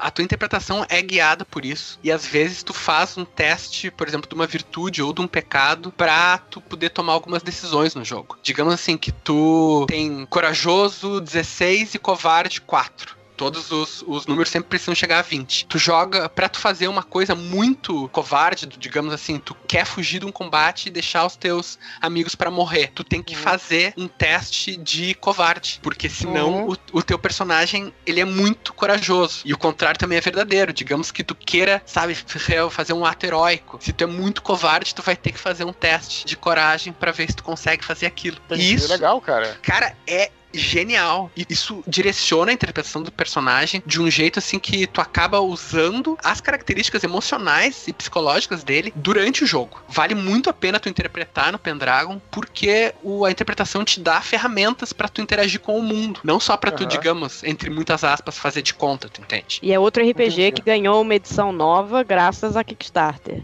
É a edição 5.2, que é uma edição corrigida e ampliada da quinta edição, que foi a última edição grande do Pendragon que saiu. Foi publicada ano passado, graças ao Kickstarter. Maravilha. Eu tenho esse RPG que eu comprei, olha só, quando eu fui pra Inglaterra, no clima, né? Fui lá no Forbidden Planet, comprei RPG lá, maneiro. O que mais, Daniel? O que mais você traz para nós? Então, cara, um RPG que eu gosto muito, que eu joguei muito nos anos 90, foi Mechton, que é um RPG de anime, todo sobre mech. Então, assim... tu só pode fazer um tipo de aventuras em Mechtombo, que é os personagens são pilotos ou são pessoas que estão envolvidas ali com a força dos militares dos mechs. Em quase todas as aventuras a gente vai chegar a um ponto que tu vai entrar dentro de um mech e combater ou alienígenas, ou monstros, ou mechs de outra facção. E assim, é um RPG um pouco mais simples nesse sentido, mas ele é muito bom primeiro porque o sistema de tu montar os mechs é muito bem feito, cara. Tu consegue fazer qualquer tipo de coisa que tu já tenha visto em anime, tu consegue montar com aquele sistema sem muita complicação. E outra coisa muito legal é que quando tu cria o teu personagem, tu tem um background pré-estabelecido que tu vai rolando ou escolhendo num caminho assim de background que te dá personagens bem típicos de anime. Tu pode escolher a personalidade do teu personagem normalmente, ou tu pode rolar e nesse caminho de background. E isso, cara, vai sempre te dar personagens muito ricos e sempre personagens bem típicos de anime, assim. Eu acho muito legal pra quem curte. Ele é escrito pelo Mike Pondsmith, que é o mesmo autor de Castle Falkenstein, que é outro RPG maravilhoso, né, sobre a era vitoriana. E, cara, pra terminar, eu vou falar de um suplemento de GURPS, que como acho que foi o Gordillo que falou, GURPS tem muita coisa obscura, né? E tem um suplemento de GURPS que pra mim é o mais estranho de todos, pelo menos dos que eu tenho, que é... Vamos lá. Peraí. Isso aí eu quero escutar qual é, porque é palavras de Leonel, o carro dela, que chafurda na escatologia. Então quero só ver qual é. Cara, mas é o oposto da escatologia, meu, que é GURPS, Bunnies and Burrows. Ah, sim. Esse é clássico. Clássico. Parem. Simplesmente parem. Cara, Bunnies and Burrows quer dizer coelhos e tocas. Ele é baseado num RPG, se não me engano, dos anos 70, que tu jogava com um coelhinho e eles fizeram um suplemento de GURPS para tu jogar com um coelhinho. Então, todos os personagens são coelhos que moram numa toca coletiva. E, cara, os inimigos são tipo raposa, sei lá, um lobo, até o ser humano, que é tipo assim, o inimigo épico que nem um coelho vai conseguir derrotar. E, cara, o livro é muito louco, porque ele tem todo um tratado, assim, de psicologia dos coelhos, imaginando como que seria uma sociedade de coelhos inteligentes. Só que ele não é infantil. Ele lida com, como é que é a reprodução dos coelhos, sabe? Como é que os coelhos transam? Qual é o fetiche dos coelhos? Sabe? Como é que os coelhos fazem guerra? Como é que é a arte marcial dos coelhos? Assim, eu não conheço ninguém que tenha jogado Bunnies and Burrows, mas quando eu vi aquilo numa prateleira de loja, cara, eu tive que comprar. Porque é um troféu, cara. É um troféu, cara. É exatamente isso, cara. Você tem que ter parada bizarra, né, cara? É impossível tu deixar passar, né, cara? Nem que seja pra chegar aqui e falar eu tenho essa merda, cara, né?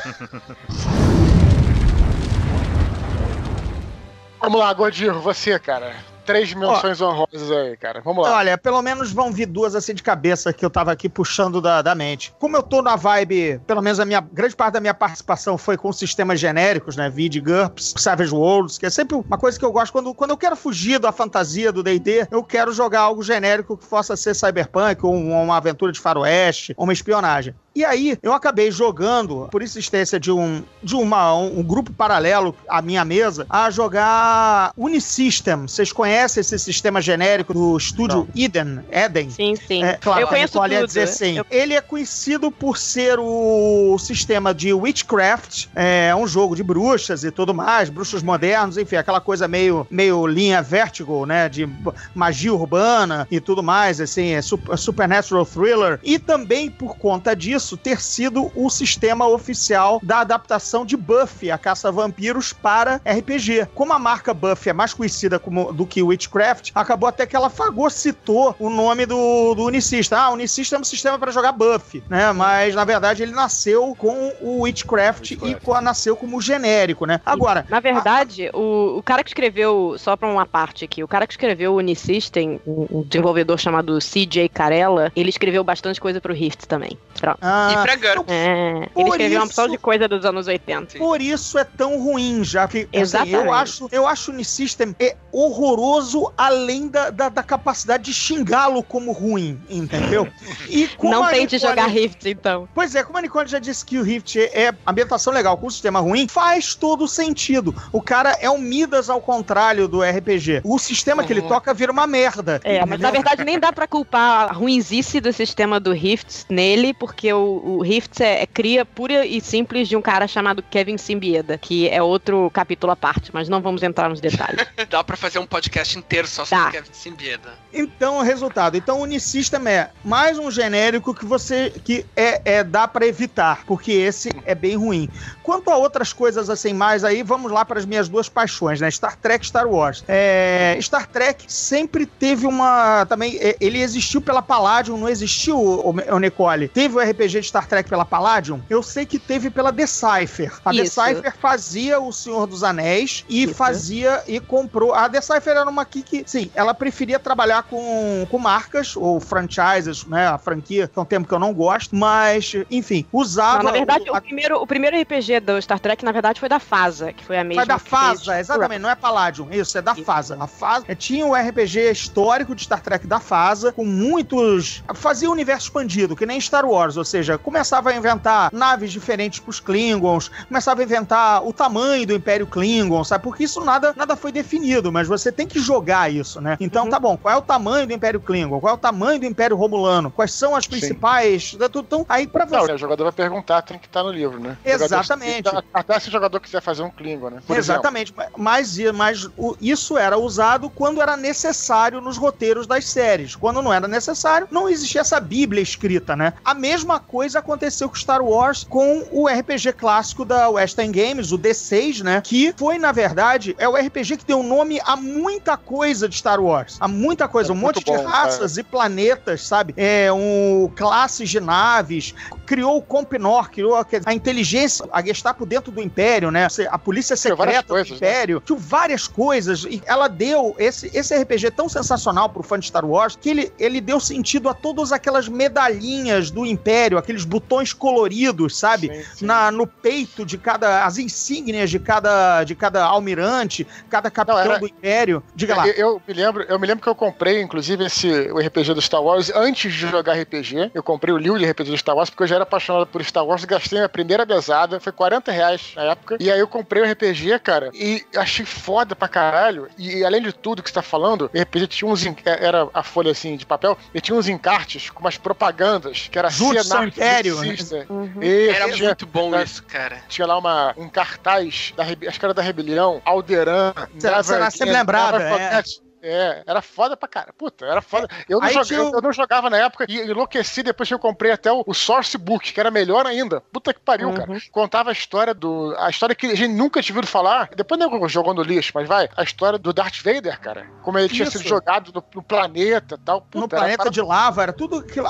Olha só como o mundo dá voltas. Quando o Timothy Zahn foi escrever Herdeiro do Império, ele tinha que também reinventar a roda, né? Porque nada tinha sido feito de Star Wars oficialmente de universo expandido desde 83, desde o fim do Tony Jedi, né? A linha da Marvel, o gibi da Marvel, durou até 85 e foi cancelado, ou seja, foi a última coisa de Star Wars que você ainda tinha regularmente com criação de nomes, naves e situações, né? Quando ele herdou, quando ele foi chamado para escrever em 91, quer dizer, na verdade o livro saiu em 91, ele foi chamado em 89. Só que o RPG de Star Wars é de 87. Se dá a West End Games, com 10 anos de Star Wars, o aniversário de Star Wars, a WEG, a West End Games, lança o RPG de Star Wars. E esse RPG de Star Wars da WEG, da West End Games, foi usado pelo Timothy Zahn como material de pesquisa para ele criar o Herdeiro do Império. Porque lá tava um monte de coisas já prontas, um monte de raças com nomes, a estrutura do Império toda, quer dizer, tudo aquilo. Ele, claro, que usou o melhor, inventou as coisas dele e tal, mas aquela base era muito boa. E depois que o livro foi lançado, o Herdeiro do Império, saiu o suplemento do RPG da West End Games baseado no livro. Então a coisa, o ciclo se fechou. Ele se inspirou, ele usou a ambientação do RPG da West End Games, fez o livro, e o livro dele ganhou um source book, né? Um suplemento especial aí com a ficha do Grão Almirante Thrawn, a raça dos Nogri, os assassinos lá pessoais.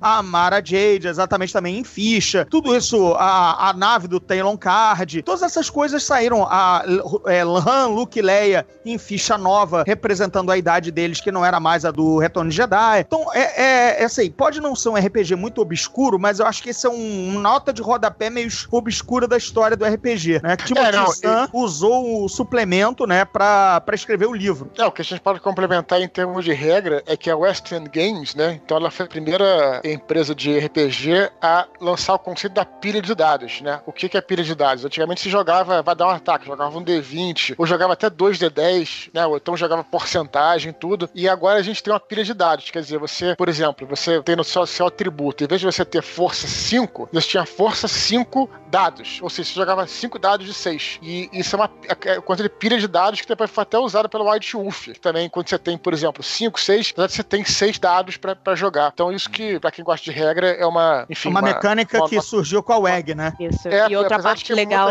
Outra parte legal sobre a West End Games é que foi a editora que publicou o Paranoia, que foi um dos RPGs mais divertidos também da época, que é outro RPG obscuro, em que você jogava com, basicamente, um clone. Você vivia num universo meio 1984, em que o computador era o controlador de tudo, e você tinha a sua função, e se você fizesse alguma coisa errada, ou se você traísse o computador, você era destruído, e aí aparecia um outro clone. Você tinha 6 clones, então o mesmo personagem podia morrer até 5 vezes. E ser feliz era obrigatório, né, cara? Exatamente.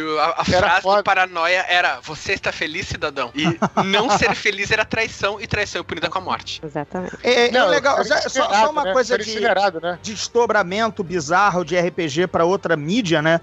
Por exemplo, o Fallout, o jogo tão conhecido de computador, né? Tanto esperadíssimo, Fallout 4 e tudo mais, na verdade ele começou com a mecânica do GURPS. O Fallout era uma ideia para um suplemento, GURPS Fallout, que não andou, e aí o nego fez um jogo de computador e toda a mecânica, toda a matemática é o sistema do GURPS, dentro do Fallout. Depois ele foi se perdendo nas outras interações e tudo mais e tal. O GURPS, na verdade, era o Fallout, o famoso Fallout era um jogo de GURPS. Era o Powered by GURPS, digamos assim, toda a mecânica do primeiro game do Fallout. E se eu não estou enganado, o World of Warcraft também foi a mesma coisa. O MMORPG, não o jogo não o RTS. Quando virou o World of Warcraft, a primeiro, do 1 ao 60, que é a caixa básica, o Vanilla, né? O World of Warcraft Vanilla, tem muita coisa do GURPS ali, que depois foi perdido, obviamente. Quer dizer, curioso, né? Assim, que é quando os caras trabalham em computador, mas usaram um sistema já de resolução matemática de coisas, de porcentagens ou o que quer que seja, que o dado do RPG é isso, é só uma chance pra você provar que você fez ou não o que você inventando que fez, né? Então, mais um dado obscuro do RPG, que não tem exatamente como alguns sistemas foram parar onde você acha que eles não estariam, né? Thiago, suas 3 menções honrosas aí, ou 2 ou 5, quanto você quiser. Vai lá. Vamos lá, cara. Primeiro eu vou falar de um cenário de fantasia Dark Fantasy, que é o Earthdawn. Vocês conhecem? Muito bom. Cara, muito bom. É muito os legal. Livros, os romances são bons demais também. É mesmo? Não sabia que tinha romance, não. Tem, baseado no livro. Como são... muito legal. Exatamente, porque o cenário é legal, os romances são legais também. O cenário é muito bom e o sistema é muito, muito divertido de jogar. Você joga com um herói de verdade, né, cara? Cada classe tem os seus poderes. Tudo bem explicadinho no jogo. Por que você tem os poderes. Cara, falam que ele é o passado do Shadowrun, que não consigo entender, porque o Shadowrun é o futuro da Terra, né? Mas assim, o legal do Earthdawn é que ele é um mundo de fantasia pós-apocalíptico, né? Na verdade, porque aconteceu existiu uma sociedade que os horrores vieram, que são criaturas super poderosas, tal, meio puxando pra um Cthulhu, assim, sabe? Tocaram o terror no cenário. Então, existem as dungeons do mundo, são bem explicados o porquê das dungeons. Que são os caerns, né? Que são esse antigo mundo que tá soterrado hoje. Então tu vai descobrindo, tu vai investigando esses caerns, essas dungeons. Cara, é muito, muito legal esse jogo. Eu joguei uma campanha grande dele. Maneira, cara. Maneira. Outro. Eu já ouvi falar, mas nunca joguei. Eu me lembro que tinha um desenho lindo, assim, que parece que era uma pirâmide com uns buracos. Sei, desenho, Outros RPG que eu acho muito legal, cara, que saiu em português, que é o Trail of Cthulhu. Rastro de Cthulhu aqui no Brasil. Cara, é um sistema pra tu jogar Cthulhu. Eu não gosto muito do sistema da... Chaosium, né? da Chaosium, cara. O desenho, não me adapto bem. Esse sistema, ele tem uma vantagem muito foda. O combate é bem ruim, até porque Cthulhu não é pra ter muito combate, né, cara? Não. E ele é bem focado na investigação. Que assim, ele parte do pressuposto seguinte, de que você vai achar a pista. Até porque, se você não achar a pista, acabou a aventura, né? Então, assim, é um sistema de mais de gerenciamento de trait, né? Você vai gastando. Então, você tem investigação, você entrou numa sala pra investigar alguma coisa, biblioteca, vai. Você, sabe, você tá procurando na biblioteca, você gasta o trait e você acha o livro que precisava achar. Ele é mais interessante porque a aventura avança mais rápido, né? Tanto, exato, e sem ter intromissão do mestre. Fala, não, rola tal coisa e tal. E se não rola, se o cara mais falhar, espontâneo. fudeu. Exato, e se falhar, fudeu no Cthulhu, né, cara? Se o cara perder aquela pista, vai perder o... Então, é bem interessante, cara. Na verdade, eu joguei pouco. Rolei, acho que umas 2 aventuras só. Me diverti bastante com esse jogo. Cara, e o outro a gente chegou a comentar aqui. Acho que o Caldela comentou. Que é o Castle Falkenstein. Ah, muito bom, cara. Sim. Que A gente comentou foda. no meio de outro negócio, mas até queria saber. Vocês jogaram durante muito tempo, né, Castle Falkenstein? A Nicole jogou também, se eu não me engano, né? Eu fiz live acho que action eu do jogo- Falkenstein e tudo. Na verdade, assim, o Falkenstein, eu acho que ele não é muito... Ele é obscuro hoje, né? Eu lembro que na época ele saiu em português também, ele deve ter vendido bastante, cara. Porque muita gente das antigas conhecem esse jogo. E eu joguei pouco, acho que eu rolei umas 2 vezes e não cheguei a jogar com player também. Era baseado em carta também, né? Exatamente, tudo que fazia. Não, na verdade, não tinha dados, era, né? era um baralho normal que você podia usar e fizeram recentemente até uma regra alternativa pra você usar um baralho de tarô em vez do baralho normal. Ah, que legal. Também é bem legal. Mas eu lembro que assim, as regras, o legal da regra é isso também, né? Que você tinha quantidade de carta na mão e você controlava o seu destino. É mais ou menos o que o Caldela falou do Dragonlance 58. Sim. O 58 se inspirou muito em Falkenstein, né, cara? Falkenstein, assim, se tu jogou bastante Falkenstein, tipo, eu joguei muito, tu vê claramente o que inspirou o 58. Inclusive, o 58 fez algumas coisas que parece que é um Falkenstein levado um passo adiante. Tipo, que o Falkenstein ainda tem hit point, né? O 58 não tem. Os teus hit points são as cartas que tu tem na mão. Então, e o legal, o cenário também é muito bom. A maneira como é que ele foi escrito, que é muito foda, né, cara? Que é o muito cara legal. que vai As cartas. pro mundo, exato. E ele As tá cartas de enviando Tom E ele envia pro mundo, é o tipo um diário dele, né? Mandando as cartas pra... Thiago, mas antes explica pra galera a era vitoriana, não é isso? Isso, é um mundo fantástico, só que na era vitoriana. Na verdade, não é um tipo- mundo fantástico. Na verdade, é o nosso mundo, só que é o Exato. nosso mundo onde personagens fantásticos existem. Isso, é muito foda, né? Fica do extraordinário, mais ou menos. Não, mais ou menos isso. E só pra dar um exemplo, não só personagens fantásticos existem fadas, elfos, etc. Mas personagens fictícios também são personagens reais. Então, por exemplo, o Sherlock Holmes não é um personagem de um livro. Ele é realmente um grande Exato. detetive que resolve todos os casos na Inglaterra. H.G. Wells também tem bastante coisa dele, né? É muito foda, cara, assim. Eu lembro que, além de ser um jogo muito divertido de você jogar, ler o livro é uma experiência muito foda. Por ele ter sido escrito desse jeito, cara, parece que tu tá lendo realmente o diário do cara, né? Ele contando como é que é as coisas lá. E todo aquele tom cavaleiresco, né, cara? Do Lorde. É muito legal, cara. Foi uma das melhores leituras de RPG que eu já fiz. É irado mesmo, cara. É uma coisa próxima ao steampunk, só que em vez de ser com vapor, é com magia, né? Por assim Tem dizer. magia, Isso. sabe? Tem as fadas. Talvez seja um pouco isso, né? É bem steampunk mesmo. E as tuas 3 últimas, Dudu? Vamos lá, galera. Estamos chegando ao final aqui. Tem muita coisa. Vou tentar resumir aqui. Vou escolher algumas aqui. Então, o próximo que eu vou escolher, na verdade, é um RPG que eu nunca joguei. E, na verdade, eu nunca tive esse RPG. Como é que eu conheço ele? Pelo seguinte, chama-se Gamma Worlds, né? Que foi um RPG que a TSR, que é lá do antigaço de 78, esse RPG, a TSR lá lançou, junto com o D&D, com Dungeons and Dragons, vários anos atrás, na década de 70, para ser um cenário pós-apocalíptico. Na época, década de 70, o que bombava era cenário pós-apocalíptico. Você tem uma lista imensa que a gente não falou nem metade dela, na verdade falou pouquíssimos. Então, o Gamma World era isso. Você jogava numa parada meio Mad Max e tudo, onde tinha mutantes, robôs e tudo. Mas por que eu lembro do Gamma World? Tinha um mestre de D&D que usava a tabela do Gamma World sempre que o nego acertava um crítico. Acertava 20, o cara dava double damage e usava a tabela. Rola um D100 aí. Puta que pariu. Acho que era um D100, um D20 e tal. E, cara, pegou no preto. pegou no preto, porque a tabela era assim, era de cores, né? Começava com amarelo e pra o vermelho, o preto era o crítico mais sinistro. Então eu lembro que o nego tinha um medo fudido dessa tabela do Gamma World, que o nego jogava, quebrava a perna, quebrava braço. Puta, era um troço. Então, Gamma World aí, acho que teve uns outras edições, acho que tem até pra D20, mas o clássico mesmo é da época do D&D da TSR, né? 78, que é essa tabela que eu tô falando aí. Um outro que eu vou escolher, que eu joguei uma vez e mestrei acho que umas 2 vezes, é Toon. Vocês devem ter ouvido falar de Toon. Com certeza. Toon é um RPG. Eu joguei Toon com o Steve Jackson numa RPG Rio, tá? Mas Vou deixar só... Galera, vamos desligar agora o podcast, então, né? Acabou, né?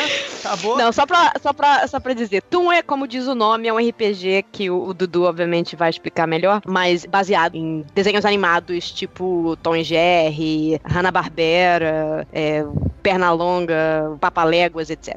Mas ele foi criado pelo Steve Jackson, que foi o mesmo cara que escreveu GURPS, da Steve Jackson Games. E há muito tempo atrás, numa galáxia distante, estamos falando do início dos anos 90, o Toon foi publicado em português pela Devir. Se não me engano, em 1992. Foi a terceira RPG Rio, se não me engano. Não sei por que o Steve Jackson estava vindo como convidado e resolveram fazer uma competição de RPG, que era um conceito meio bizarro, porque como é que você vai competir em RPG quando você não tem como ganhar, na prática, pra ver quem ia jogar com o Steve Jackson. Fizeram uma competição antes do evento. E por algum motivo, eu ganhei. Agora eu tô curioso. Como é que era várias sessões de jogo e o pessoal dava nota uns pros outros. Era bem bizarro o negócio. Eu não sei se eu ganhei notas altas porque eu era praticamente a única mulher que existia jogando RPG no Rio de Janeiro na época, mas é possível. Mas não, eu tinha mais ou menos umas 3. Tinha eu, a Maia e a Aline. Mas eu joguei com o Steve Jackson numa RPG Rio. E você fez que personagem? Tu lembra, não? Cara, eu acho que eu era uma gatinha, daquelas do tipo... piu-piu, com olho grande e toda inocente, mas que na verdade era mafiosa. Uhum. Era uma coisa assim. Maneiro. O Toon é legal que se você morre, né, você perde todos os seus pontos de vida, você fica fora do jogo por alguns minutos, né? Ah, sai daqui, se afasta daqui. E aí depois você volta com o personagem inteiraço, né? Como pode jogar uma bomba atômica, explodir uma bomba na tua mão, qualquer coisa assim que você não morre, não morre totalmente. É como o coiote do Papaléguas, né? Eu até brinco dizendo que uma dos jogos legais de Toon seria o filme Uma Cilada pra Roger Rabbit, né? Toon perfeito. O grande negócio da cilada, eu não sei se você lembra desse filme, era que eu tinha encontrado um líquido lá, uma parada que apagava, que matava os desenhos animados, que em tese não poderiam ser mortos, né? Então é maneiro porque era uma puta aventura de Toon, muito legal, a gente se divertia muito, joguei algumas vezes, foi bem maneiro e engraçado. Então, cara, pra encerrar, Thiago, eu quero falar aqui dos RPGs mais bizarros que circulavam pela galera aí e tal, e teve versão em português, que era Mulheres Machonas Armadas até os Dentes. Vocês já viram? Claro. Nicolas conhece. Eu joguei, cara. Eu joguei. Macho Women with Machine Guns. É um jogo que não dava pra fazer campanha, porque o nego morria fácil. Era um jogo pra porrada, né? Eu queria à noite, sei lá, tava sexta-feira à noite, não tinha nada que jogar, fazia personagens lá de mulheres machonas. E era o seguinte, o cenário é o seguinte, é um cenário que era Estados Unidos que sucumbiu, acabou, né, com a administração Reagan dos anos 80 aí, detonou o país virou um deserto pós-apocalíptico, e para se aproveitar do fato, o Satã, o diabo, né, mandou à Terra as suas seguidoras, que eram mulheres lá demoníacas que iam infernizar o mundo e tal. Só que o mais legal aqui, resposta a isso, o Vaticano treina um grupo de freiras de elite para enfrentar essas mulheres aí, que então tem as duas porradas, né, as freiras contra tudo mulher forte pra caralho, com rifle, metralhadora, porrada, moto, né? Tinha muita coisa de Harley Davidson e tal. Então o jogo era muito engraçado, cara. E era uma coisa meio sátira, paródia e tal. Era um ótimo jogo pra convenção também, pra one shot desse tipo. Exatamente. Maravilha, cara. Maravilha. Então, cara, foram os RPGs obscuros. Falamos, acho que 1/10 do que deve realmente existir. Deve ter muitos RPGs obscuros por aí que a gente não citou, porque é até impossível a gente citar tudo. foi mais o que a gente lembrou aqui mesmo. Cara, é mais pra vocês conhecerem alguns que nos marcaram no nosso passado, no nosso presente. Antes, vamos falar as últimas palavras, cara. Sim, não vamos terminar por aqui. Olha, Thiago, eu aqui no meu Skype, pra quem tá ouvindo, tá marcando 3 horas. A gente tem 3 horas de programa. Provavelmente vai ser menos do que isso quando for ao ar. E não dá pra falar mais, cara. Tem tanta coisa pra falar que não dá pra falar mais. Então vamos deixar pra continuar esse papo na Switch. Então, exatamente, na Switch vocês comentem, né, cara? A gente já esqueceu um monte que a gente deixou de falar aqui. Comentem nos comentários pra gente na Switch fazer outro programa falando sobre aqueles... Não vem com esse papo, esqueceu, né? Então comente, por favor. Comente que a gente fala, exatamente. E aí, Dudu, e os últimos comentários, cara? É isso aí, Thiago. É legal a gente... Já que a gente abriu o programa falando do como cada um aqui conheceu o RPG e tal, é legal a gente falar um pouco de como o RPG agiu na sua vida, né? Como ele mudou. Porque assim, todos nós aqui acho que já jogam há bastante tempo, né? Então com certeza foi um hobby que te acompanhou por anos. Seria legal cada um falar um pouco sobre isso, né, Edu? Sim, podemos começar com a Nicole e com todos os outros aí que queiram dar o último depoimento e emenda com o Jabá, quem tiver site, quem tiver pode... Agora, microfone aberto por aí a favor. todos aí. Eu não tenho jabá nenhum pra fazer, não, mas o RPG, basicamente, todos os meus melhores amigos, os meus amigos mais antigos, namorados do passado, praticamente todo mundo que eu conheço e com quem eu tenho relacionamentos bons e longos e longevos, eu conheci por causa do RPG. Eu já trabalhei com RPG, eu traduzi RPG, eu escrevi RPG, eu fui diretora de live, eu tava super envolvida na época do By Night e coisas do gênero, e eu fiz e aconteci na época do RPG brasileiro, quando era de ouro, e depois que eu me mudei pra cá, obviamente, eu fiz amigos por causa do RPG. Nicole, estamos parecendo aqueles velhinhos. A época do... Pois é. Eu fiz e aconteci, rapaz. Exatamente, mas eu sou uma velha quase. Então, velha não, mas estamos na meia-idade, né? Então, mas é assim mesmo. E é importante salientar esse fator, esse poder do RPG, né? Que é o poder de unir pessoas que provavelmente não teriam se conhecido de outra forma, porque moram em lugares diferentes, porque estudavam em escolas diferentes, às vezes. O pessoal com quem eu jogava RPG não era o pessoal com quem eu estudava. Eu sei que em alguns casos foi diferente. Vocês começaram a jogar com o pessoal que estudava com vocês, então, obviamente, eram amigos já de escola. Mas, pra mim, realmente, o RPG sempre funcionou como uma maneira de aumentar o meu círculo de amizades. E até hoje, alguns dos meus amigos mais antigos, eu tenho um grupo de RPG, que é o meu grupo mais antigo no Brasil, com quem a gente ainda joga uma vez por mês. Eu moro aqui na Inglaterra, um outro mora no Japão, e o resto do grupo mora no Brasil, e a gente joga via Skype e Roll20 uma vez por mês. Todo mês, religiosamente. Espero que não seja o RPG das empregadas. Só espero isso. Não é. É D&D, é Dungeons and Dragons, versão 3.5 ainda. Beleza. Leonel. Você, cara. Cara, é até difícil falar de RPG porque é uma coisa que faz muito parte da minha vida. Então é como se eu estivesse falando, sei lá, de respirar ou de comer. RPG, pra mim, vou repetir muito do que a Nicole falou, sabe? Me apresentou quase todos os meus melhores amigos, determinou, na verdade, a minha carreira, né, porque eu decidi que eu queria escrever, a maneira que eu encontrei pra começar a escrever foi através do RPG, começando com um romance no Mundo de Tormenta, e RPG foi, assim, pra mim foi o maior laboratório que eu poderia ter de criação, foi o RPG. Primeiro porque a gente se acostuma a bolar histórias e bolar personagens, mas principalmente, cara, porque o que eu sempre falo, o RPG te ensina a criar em grupo.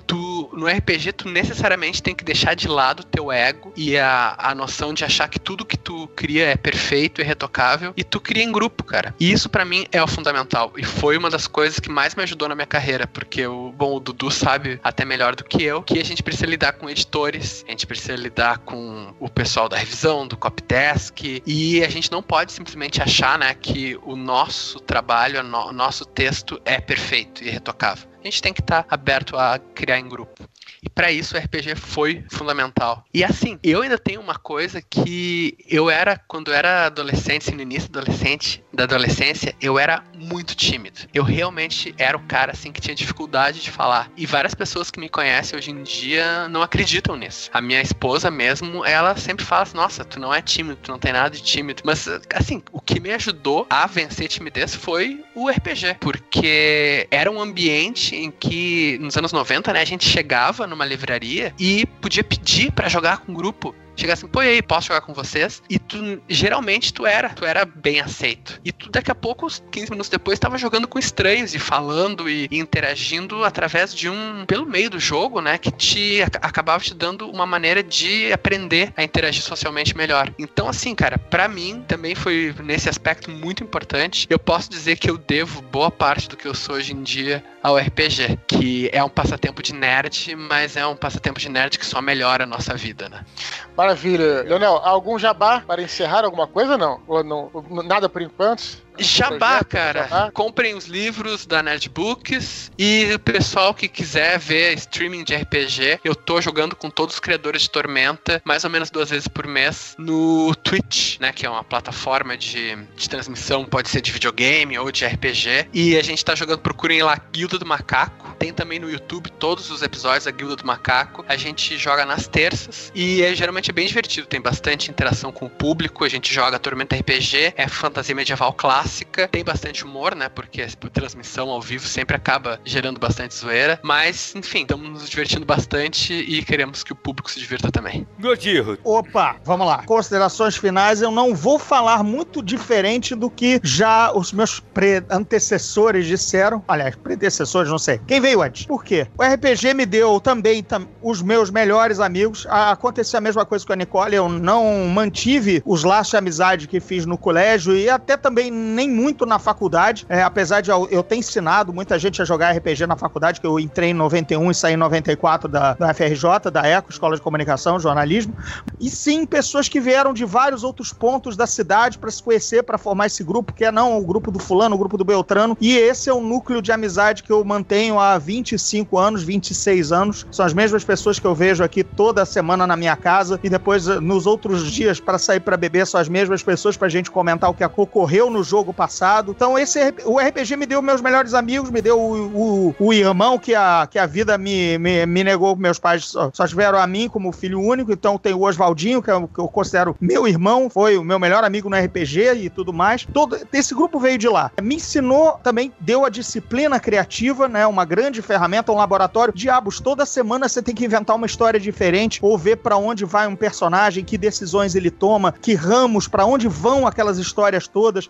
World building ruim, world rebuild ruim, né? Bom, ruim. A gente já fez de tudo, né? Criação de mundo ruim, criação de mundo boa, tramas ruins, tramas boas, tramas bobas. Tudo isso o RPG deu semanalmente. Um exercício criativo, um exercício de dar nome de personagem, dar atitudes, roubar coisas de livros, roubar coisas de filmes. Enfim, todo mundo joga, sabe? Eu chamo de um vício maldito, porque só faz bem. Só faz bem a criar laços de amizade, estimular a criatividade. E o RPG ainda me deu o meu grande orgulho criativo como escritor, que é Os Portões do Inferno, que é o livro que eu escrevi, lançado pela editora Rocco, que foi uma adaptação da minha campanha de RPG, de uma campanha de D&D, que eu mestrei durante muitos anos. Já até falei em outras palestras, outras entrevistas e outro podcast, que na verdade é mais aproveitar os melhores personagens da campanha, e eu criei uma história 90% nova, porque a história contada na mesa não sustentava, porque sempre o RPG, ainda que seja um exercício criativo, também é uma coisa sem compromisso, né? Então as histórias não tinham lá, às vezes faziam lá grande sentido. Então, para transformar numa trama literária coesa e tudo mais, eu mudei muita coisa. Mas, ou seja, o RPG me deu isso. Me deu amigos, me deu treino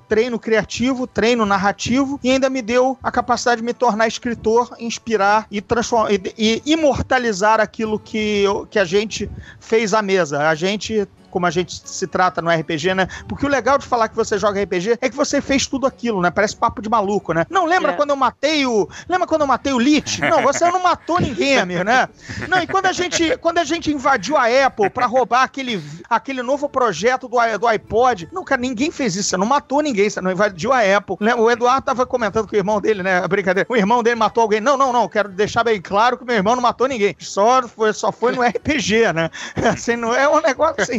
Mas quem ouve na mesa do lado chama a polícia, né? Mas quem nunca passou por uma situação assim, né, cara? De estar comentando. Uma vez a gente tava comentando de um monstro, sei lá qual monstro era, cara, do Monster Manual mesmo, num bar, e o garçom veio perguntar assim: mas isso aí é teu cachorro? Tu tem isso em casa? Então é isso. Eu guardo lá no Gelatina School ali, dispensa. Não, eu mantenho uns Hellhounds na minha... A minha casa foi assaltada algumas vezes, aí eu coloquei os 2 Hellhounds no quintal e um Beholder na garagem. Aí ficou tudo tranquilo, né? O Beholder ficava de olho, né? O meu sistema de vigilância. Então, gente, essa é a minha despedida e o meu jabazinho é... Bem, procurem Os Portões do Inferno, da Editora Rocco, em todas as grandes livrarias do Brasil. Tem na Amazon, sempre com bom desconto. Vira e mexe, entra numa promoçãozinha. Na Saraiva Online também tem. E quem quer me achar em Instagram, Facebook, Twitter, essas coisas, é melhor direto no meu site, andregordirro.com.br, que lá tem o link de todas as redes sociais. Aí eu concentro lá, é mais rápido que falar todos os endereços aqui. Lá também tem a bio, tem um capítulo grátis do Portões do Inferno pra ler, tem o book trailer, e esse é o meu jabazão. Cara, na verdade, eu acho que é meio lugar comum falar, mas é isso mesmo, cara. O meu ciclo de amigos, as pessoas mais importantes pra mim, que eu, há anos que são meus amigos, veio por causa do RPG, cara. Eu nunca mantive amigos fora do meio, até porque a gente tem isso, né? Tu tá sempre querendo falar de RPG, e tu acaba criando vínculos fortes com essa galera. Eu acho que basicamente é isso também, cara. Eu não... Na verdade, assim, todos vocês aqui a gente conheceu do... Pois é, todos nós, né, cara? Foi, loucura, né? Foi o RPG, né, cara? Isso, foda isso. Ele tem... O RPG tem uma força pra unir a galera, é impressionante, cara. Eu sempre tive isso muito certo pra mim, mas fala. Não, e também eu tenho uma outra teoria, Thiago, pegando aqui a fala pra mim, o microfone pra mim, tem uma outra teoria, cara, que diz o seguinte, cara, o RPG também, na mesa ali, quando você tá jogando, você meio que, mesmo que o cara faça um Chaotic Evil e tal, né? Mas mesmo assim você tem uma noção de quem é a pessoa, cara, ali jogando. Mas ainda mais se você joga muitas vezes. Não que o cara vai ser um cara mau, mas você fala de repente o Fábio é um cara que tem uma característica X. Não tô nem entrando na questão de bem ou mal, tá entendendo, Thiago? Sim. Exatamente. Esse cara é legal pra ser meu amigo. Você vê ele na mesa de jogo. Não, esse cara, tanto é que a maioria das pessoas que jogaram comigo e tal, são pessoas bacanas, pessoas que, né, que estão dentro desse grupo e tal. Muita gente que era uma galera mais do mal, não se sustentou. Não que não tem gente escrota no RPG, mas não se sustenta muito, entendeu? Nessa verdade. Forma. Então você, na mesa, você tem essa coisa do psicológico. Eu posso fazer tanto Lawful Good quanto Chaotic Evil, mas eu vou ter uma característica ali que vai falar, pô, o Dudu ali não, sei lá, ele é um cara que não é legal. A característica dele lá que ele sempre apresenta um cara, sei lá, não, mas é um cara bacana, um cara, entendeu? Então, eu acho que o RPG te dá essa você vira amigo porque é aquela coisa, você viveu aventuras juntos com os caras, né, cara? Então, exato. É que nem sair numa porrada de bar, né, cara? Só que a gente não precisou sair numa porrada de bar pra sair todo mundo e passar a noite no Miguel Couto no atendimento pra colocar o nariz no lugar e dizer, não, cara, agora a gente é brother pra sempre, né, porra? A gente se defendeu daqueles playboys, né? Não, quebramos os caras. Não, em vez disso, a gente virou a noite jogando RPG no playground de alguém ou na sala de alguém, matando monstros ou vivendo aventuras heróicas, e é assim que você cria esses vínculos. E realmente esses vínculos existem até hoje, claro. Se você voltar no tempo, ainda comeu o cachorro-quente feito pela mãe, né? Quando a gente jogou, ainda quando todo mundo morava na casa dos pais, aquela bagunça. Esses caras não vão embora, não. Cara, como eles comem cachorro-quente, não param de comer cachorro-quente. e não acaba o refrigerante. Não, mas a gente trouxe, tia, e tudo mais, aquela coisa, aqueles porcaritos pela mesa inteira, entendeu? E tudo mais, a mãe olhando feio, e a gente lá, não, o dragão aí, não, brefa, não, e tudo mais e tal. Matei ele. Mas conversa, as mães olhavam assim, isso aqui é um ritual, né? Porque o que eles estão fazendo, né? Só pra encerrar aqui, cara, eu me lembro de uma história aqui que uma vez a gente tá, na casa do Andrés, né, em Ipanema, aqui no Rio, jogando direto, tal, a galera jogando direto. A pessoa saiu pra na padaria, né? E, aí o maluco atrás da gente, cara, com uma parada de isopor. Olha o dragão chinês! Lembra disso, do dragão chinês? Olha o dragão chinês! Lembra todo mundo. Save true, galera! E pulou no chão. O cara não entendeu porra nenhuma, cara. O cara não entendeu nada. E pra quem não é do Rio e nem entendeu essa piada, o dragão chinês era um sorvete que vendia no Rio de Janeiro há um tempo atrás. É um sorvete. Então é isso, Dudu. Thiago, tudo isso tá marcando aqui no meu Skype 3 horas e 20 de programa. Quero ver quanto é que vai ficar depois da edição. Me diverti pra caramba aí. Já peço desculpas à galera que mora fora e deve ter tarde pra caramba. Mas Lionel, Nicole, Gordinho também, mas Gordinho mora aqui na Tijuca, tá tranquilo. Então, mesma time zone. Mesma time zone. Cara, então primeiro vamos agradecer. Brigadão, Nicole, por ter participado. Sei que pra vocês aí na Europa é mais complicado pelo horário. Brigadão, cara. Valeu por ter participado. O prazer é sempre meu e é sempre divertido. Porque, mais uma vez, nós somos todos amigos por causa do RPG e conversar sobre RPG é uma das coisas que mais dá prazer a nerd de RPG. Então é sempre um prazer. Então sempre que vocês quiserem conversar sobre RPG comigo, pode chamar. Os ouvintes vão ter que aguentar nossos papos. 2 horas de papo de regra aí. Vamos ver. Exatamente.